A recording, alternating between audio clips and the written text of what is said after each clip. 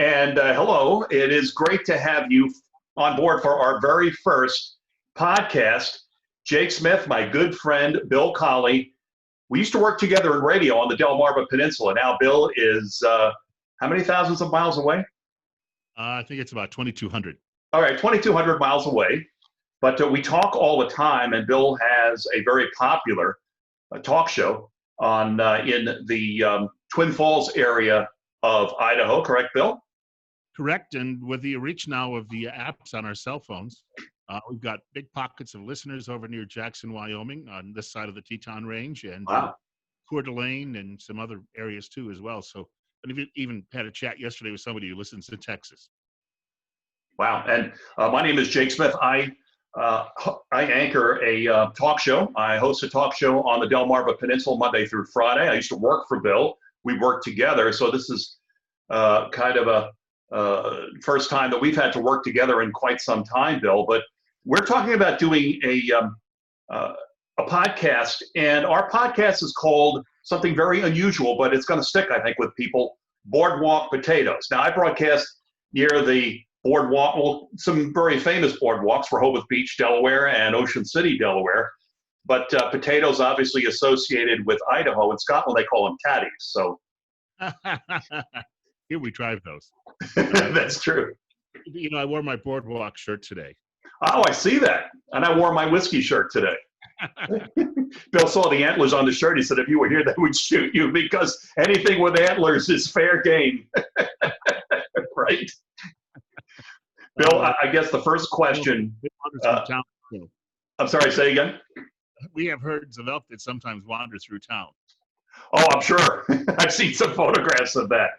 We're going to talk obviously a lot about politics, because that is really what our lives right now are about. So much of our future hinges politically what's going to happen to this nation.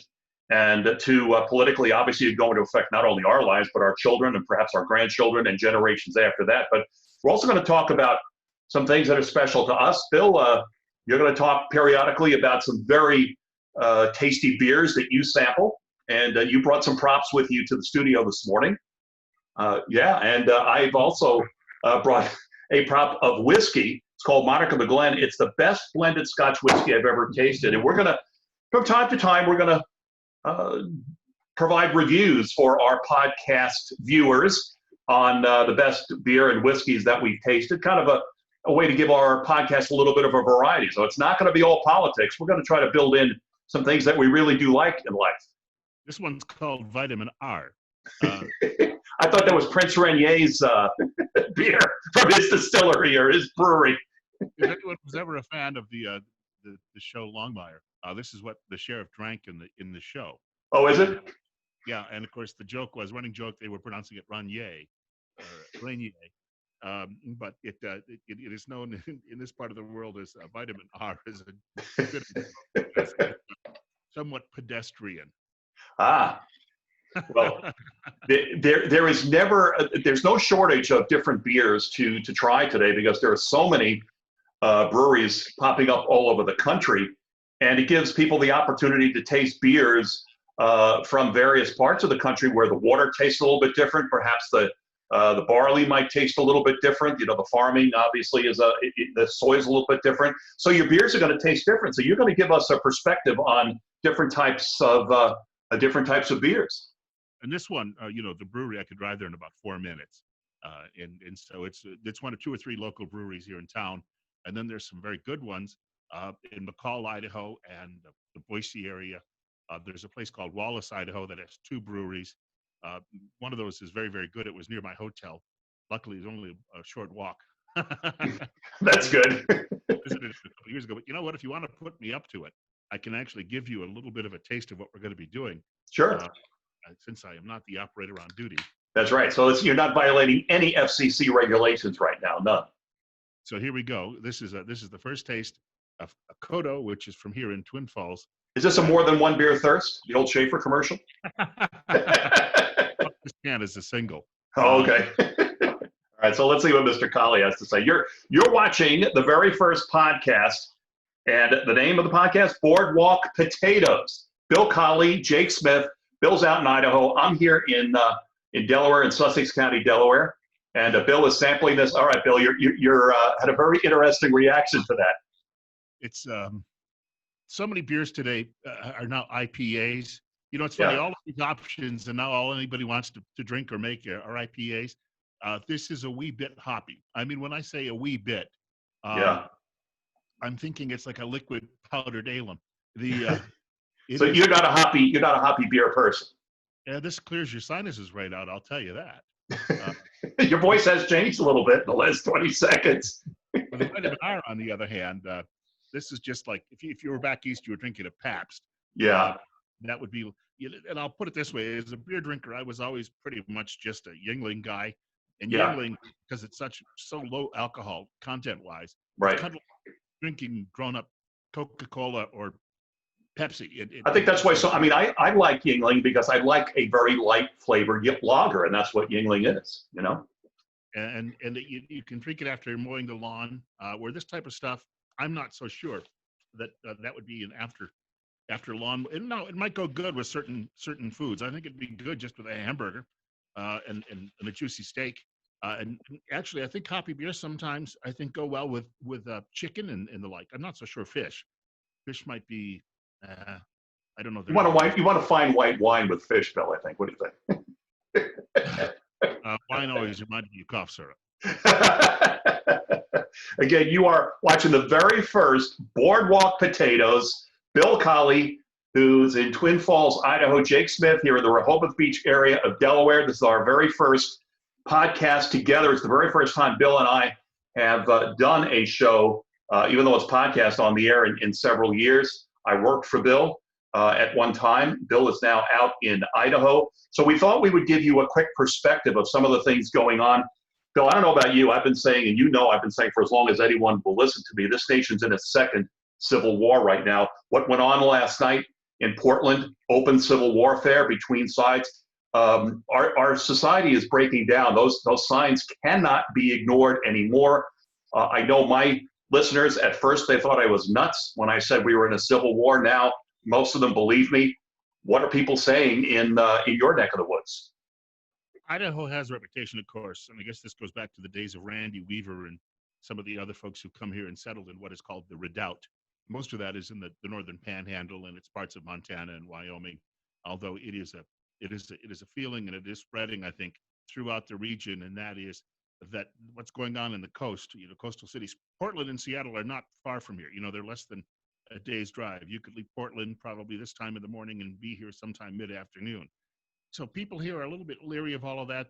We are having a housing crunch because so many people from the coastal cities are fleeing and moving here, even with this recession. Is that what we're calling it? Yeah, the pandemic recession. Houses here flip in 3 to 5 days. Wow. And costs are being driven up dramatically. And I talk to people at the local chambers who tell me these are people who are calling from Seattle and Portland and San Francisco and saying, They're fleeing. They're fleeing. And yeah. The concern here is that they're going to bring some of that culture with them. And, Delaware has an old joke, Delaware is full. Idaho, yes. Idaho is full. And, but I think people here have been, there's a quiet weariness that is settled in, and people here they worry that someone's going to try to come for their guns. They're worried. I just heard Joe Biden tell ABC News, what did he say, that we might have to continue the lockdown nationally? I don't know that he could order that. Well, why didn't he order a lockdown? He and Obama order a lockdown during H1N1 in 2009. Well, as he said, we got to get control of this virus. But he didn't get control of H1N1, did he? Right, which means we could be in perpetual lockdown. And that's where people here are starting to say this may be a ruse. They're coming for our liberties. And I think people here are quietly fighting that. Well, Bill, I think that this continual lockdowns are a way of get the American public, get them acclimated to the Green New Deal, because that's what it is. No cars, you won't be traveling anymore. I don't hear any jet airliners. You know what this area is like. You've lived here for years. There's a lot of air traffic between the Washington, D.C. airports and the New York airports going back and forth over this area. You don't even see a commercial jet in the air anymore. People aren't driving the way they used to. I passed by a local car dealership yesterday that I'm not going to say on the podcast, but it's one you know very well. Basically, no cars on the lot whatsoever. I think this is a way of kind of breaking the American people into what their life is going to be like under the Green New Deal, because they are pulling all the stops out. They want that Green New Deal, and they're not going to stop until they get it. What do you think? I think so, this is where, living in this part of the country, if you need to get anywhere, you have to drive long distances, and there's no public transportation to speak of. You don't have a lot of bus traffic. You certainly don't have rail traffic. The railroad goes through, I think, up near Coeur d'Alene, and that's Amtrak, and we all know how unreliable that is. That's about it. And I have seen the drop off in air traffic here as well. I saw a jet taking off from the local airport a couple of days ago and realized that's the first time I've seen that in several weeks. Because when are you going to see the next one? Yeah, I mean, when are you going to see the next jet take off from the airport? I mean, to see this area, and we're fairly close to the Philadelphia, New York air traffic area here, and we see planes going in the air constantly. Nothing, absolutely nothing, and it's scary. Bill, we've got a lot to talk about on Boardwalk Potatoes, and each and every week we're going to be doing basically the same thing. Sometimes you're going to be on talking about various beers. I'm going to be talking about whiskeys. I did want to say, and I'm not getting paid for this, my friends, Monica the Glen, it's a blend. There's a 12 and a 15-year-old. If you see this at the liquor store, I think there are only 1,000 bottles produced. This is as good as any Scotch single malt produced ever, and it's fabulous. Pick it up. Monica the Glen, isn't that a TV show? It was a TV show. It's also a painting of a stag. That was originally what it was, but it was a BBC, one of the most popular, by the way, BBC TV shows ever, Monica the Glen. And of course, I have all the episodes on DVD, and actually went to the place where they shot Monica the Glen. That was very exciting. But again, I'm looking forward, Bill. Boardwalk Potatoes. You and I are going to be doing this together. I know that you have a lot of followers not only in Twin Falls and in Idaho. You have a lot of followers continuing to listen to you and follow you on social media here on the Delmarva Peninsula. I have a lot of listeners here and followers on the Delmarva Peninsula. I think there's going to be a lot of interest in this podcast, Boardwalk Potatoes. What do you think? Gosh, I hope so. As I was telling you, I love the work that I do right now, but I don't know about getting up at 2 o'clock in the morning for the rest of my life. See, well, I get up at 3, but the problem is Bill's getting up at 2 o'clock in the morning our time, right? No, it is my time. Oh, okay, because usually when I'm sitting here in the mornings getting ready for my program, Bill is already, we're texting back and forth, so he's already getting ready for his program. So there's a lot of early mornings and a lot of long hours to prepare for a conservative talk show in this day and age, but we do it because we love it, right? Yeah, well, you mentioned earlier that you used to work for me, and I think that in that case, nobody ever accused me of working very hard in radio. Well, you taught me the proper way to prep, because I did produce, as you know, some talk shows in New York. I came when I moved down here, and but you taught me how to prepare for a talk show. I learned from the best. So I'm looking forward to working with you. It's a great opportunity for the two of us to finally have our voices together once again, so our listeners can enjoy it, because they obviously want to hear us together. So remember, Boardwalk Potatoes, you'll hear more about us in the days, weeks, and hopefully months ahead. Absolutely. Bill, we will talk very, very soon. Boardwalk Potatoes, Bill Colley, Jake Smith. We will have much more for you in the days and weeks ahead. So make sure you tune in.